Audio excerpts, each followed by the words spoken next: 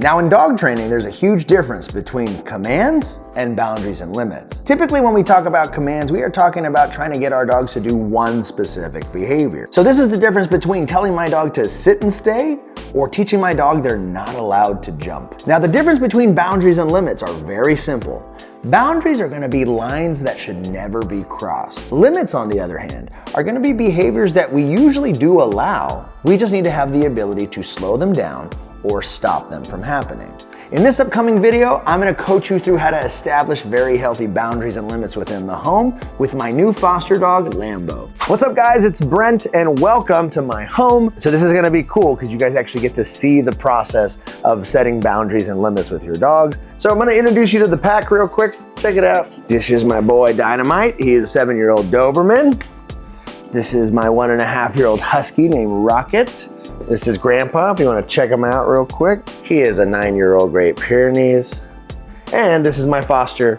This is Lambo. He's the guy we're going to be training today, who he's going to be learning some stuff for the first time. Now, when developing boundaries and limits with your dogs, we're going to notice that a lot of the things that we're developing boundaries and limits over are going to be around space, opportunities, and resources. So in this video, we're going to be going over some of the most common boundaries and limits that we can set within our own household. Things like keeping our dogs in and out of the kitchen, controlling our dog's ability to be on the couch, teaching our dogs not to rush out of the front door, also making sure that our dogs learn to quiet down when we ask them to quiet down. These are going to be some of the easiest and most important skills for you to establish with your dogs while you raise them at home. Now, some of the most basic boundaries to set with our dogs are going to be establishing rules around the kitchen. Why is the kitchen so important? Well, it just so happens to be the area where we have a lot of food present. By setting boundaries or limits ahead of time, we actually can prevent the onset of really bad decision making. Now, in some households, the kitchen is actually a place where the dogs hang out the most. This is okay. We can always establish boundaries and rules that are gonna be contextual. So for example, if my dog primarily lives in my kitchen, I may be able to send my dog out of the kitchen in situations where we're eating or where we're cooking. Whatever system that you implement, it's important that you have some rule around the kitchen, and most importantly, around the food in the kitchen. So when establishing boundaries and limits, it's gonna be really important that we know how to make the dogs do the things that we want them to do. Now, typically, these are not gonna involve words. These are gonna be visual ways we get our dogs to do stuff or physical ways that we get dogs to do stuff. If I wanted to teach these dogs to get out of the kitchen,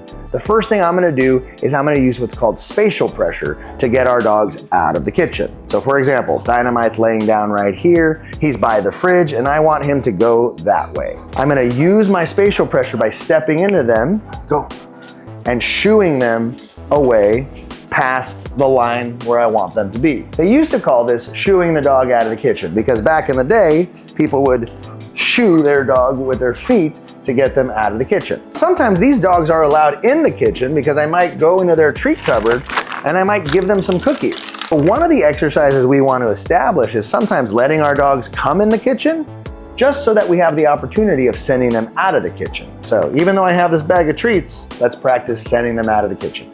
Out. I push into them and I send them out of the kitchen. My goal here is to keep them out of the kitchen. So if they step back in, I press into them to make sure that they leave the kitchen again. Now I'm gonna do this consistently and persistently until I start seeing my dogs respect the line that I've established here at the threshold. When a dog does a command, they can technically get rewarded for doing the behavior. In this situation, I'm not rewarding them for leaving the kitchen, they're actually just not getting in trouble. So one of my favorite tools when setting boundaries and limits within the household is actually a squirt bottle filled with water. Usually in every household you have something like this.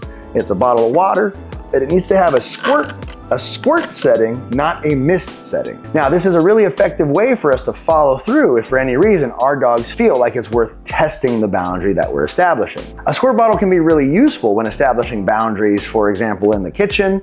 Let's say your dogs are barking. Let's say your dogs are having a hard time leaving each other alone and they keep playing and pushing each other in the household. This is gonna be a very universal tool when controlling your dogs off leash within the home. So the next thing we're gonna be going over is how to set limits on barking. Now personally, I like the fact that my dogs bark and alert me when someone comes over to the house. The issue is not barking. The issue is that the dog doesn't know how to calm themselves down or stop the barking when we ask them to. So in order to set this limit to behavior, it's gonna be important that we kind of bring some reinforcers. Having a squirt bottle handy is gonna be really helpful for you when trying to teach our dogs to calm down or quiet down when someone's at the front door. So what I like to do is I'm gonna just take this squirt bottle and I'm gonna have it live somewhere by my front door. By simply having the bottle there, I'm actually ready to practice this next protocol.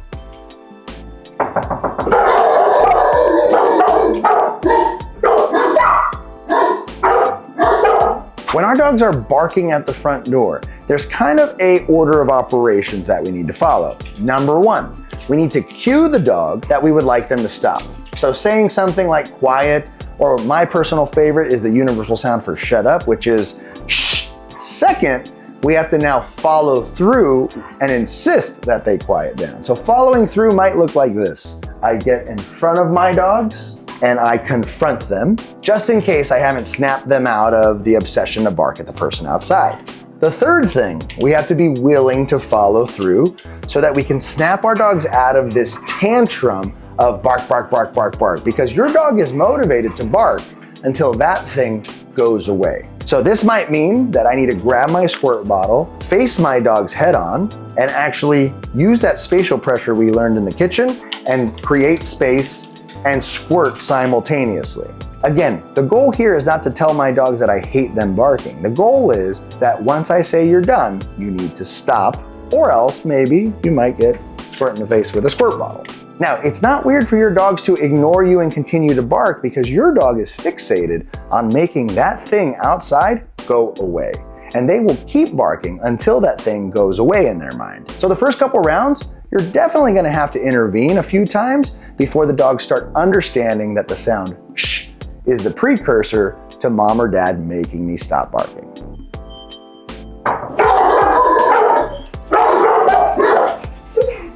Okay, shh. Go. Go. Go. So we followed the pattern. I said the sound, I got in front of them and confronted them, I grabbed my bottle, I followed through, and I made them leave the doorway. That's the basic way that you establish boundaries and limits at the front door. Now in my house, my dogs are totally allowed on my couch. However, if I was having guests coming over, I could totally tell my dogs to get off the couch and stay off the couch for the duration of the visit. So let's go ahead and get started how we would communicate to our dogs to get off of the couch. First, we gotta know what to do in order to make our dogs get off the couch. Well, as long as my dog has a collar around their neck, I can simply grab their collars and pull them off of the couch. Now, if your dog is very strong or can overpower you, it would be advantageous for you to put a leash on your dog so that way it's easier for you to use more of your strength to get them off of the couch. So first things first, we have to know what sound we want the dog to associate with getting off the couch. So in this demonstration, I'm gonna actually use the cue off, which means remove yourself from the thing. Second thing I'm gonna do is I'm gonna grab him by the collar and remove him from the couch. If we do this enough in repetition, the dog will learn I have to get off, or my handler will grab me and make me get off. Lambo, off. He doesn't care.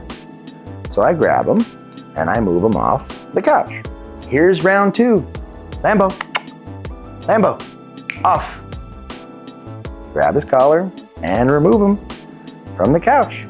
Now, sometimes when training something, we have to allow the dog to do the thing they're not supposed to do, just so we can teach them what the sound means when we want them to stop. Ready, Lambo? Okay, Lambo, off. See, I didn't touch him that time. I just grabbed his collar and he popped off and ran away. Now, when setting boundaries and limits, I don't have to be mean and I don't have to be rude. I just have to be steady and consistent, and literally within a couple tries, your dog will figure it out. Now, we're gonna teach you guys how to set a boundary around the threshold of the front door of your house. Now, Lambo is a husky. Huskies are notorious for wanting to escape and run around the neighborhood. We've legitimately never taught him this before, but you're gonna see how in one session we can establish the understanding and expectation, and over many, many days or weeks of reinforcement we can strengthen a concept like this to be foolproof. In order to do this successfully, we're gonna need a long line or a long leash. Sometimes we might even have to back tie this line, so that way our dog actually doesn't bolt down the street and we end up running around chasing him. So we're gonna go ahead and take this end of the leash and we're gonna go ahead and put it on Lambo's collar. And the next thing we're gonna do is we're gonna measure out the distance between where I'm gonna tie the leash off and the front door. So I'm gonna tie the leash around my couch just so that it's tethered and anchored to something. So that way Lambo has enough leash to cross the threshold but not get too far or go down the street. Now, when setting boundaries, it's important that we let dogs cross the boundary to understand how their decisions affect what happens to them. So in this scenario, we're gonna let Lambo cross, and then I'm gonna teach you guys how to react. Understand that your dog really wants to leave the front door and run outside and go on an adventure. So based on that it's not safe, we have to make sure that we address this with a certain level of seriousness and a certain level of urgency if the dog does not rush back into the house. All right, so you can't see me right now, but I'm gonna go ahead and open up the front door so that I can let Lambo think he can escape. Here we go. Now notice my leash did its job. It prevented him from bolting down the street. So now we can safely work with this drill and do this in repetition. Lambo, go inside, buddy. So you just grab the dog by the collar and put him back behind the threshold. Now, if he crosses, notice he's trying to bolt. I'm gonna seriously put him back now. And I'm gonna let him choose this option over and over and over until he learns it will always get him in trouble. So he didn't back up, so I'm gonna still come here and I'm gonna give him a punishment.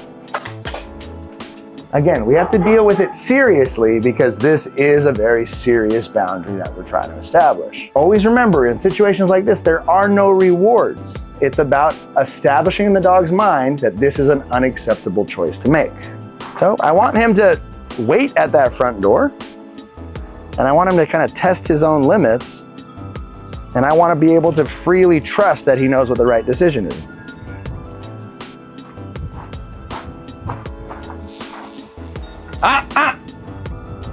Perfect.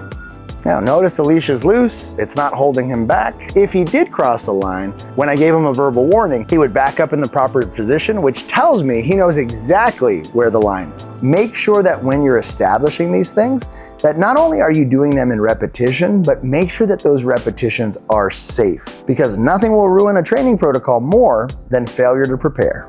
So I hope you guys learned something and found something that you could implement today with your dog. And if you want to see more in-home demonstrations, make sure that you guys like and subscribe and leave a comment of what you'd like us to turn into a video down below. My name is Brent LaBrada with Candace Behavior and Training, and we'll see you guys next time.